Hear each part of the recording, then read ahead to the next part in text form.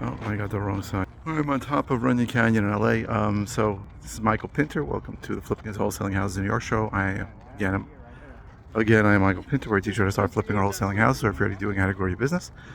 So I got a question. It's a great question. I was talking about LLCs, and the question is, can someone pierce the corporate veil and get to you personally if you have an LLC? So again, an LLC stands for Limited Liability Corporation. The idea is that it can't pierce the corporate veil. And I am not an attorney, so don't nobody should take this as legal advice. The problem is if you call an attorney, you're gonna get different answers.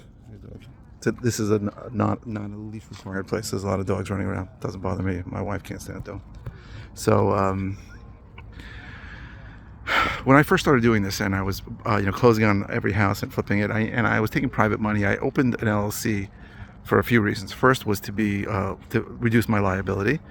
I'll explain what reducing liability means in a second. But the second was I was taking private money and I was opening a bank account separately for every house so that I didn't commingle the funds.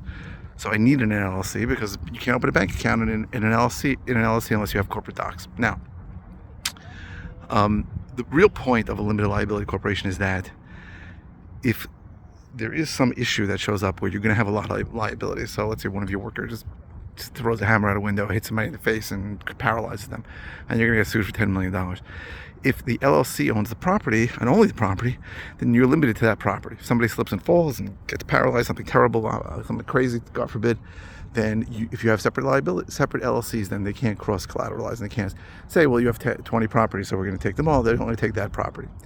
Now, so I asked the attorney the first time, do I have to publish, right? Because it costs about $200 to set up an LLC, but the publishing could cost another $200-300. And I asked, well, the first attorney I asked said, well, if you don't publish, then they can pierce the corporate veil. So I was terrified, and I published every LLC right away when I started. Then I asked a litigator, right? Somebody who really fights in court for lawsuits, and he told me, if you don't publish, it actually makes it harder to pierce the corporate veil. And I forgot how to exactly explain, but in general, I haven't published all my LLCs since then. If there's an issue, I will publish an LLC, but you need to speak to a litigator about it. Now, can they pierce?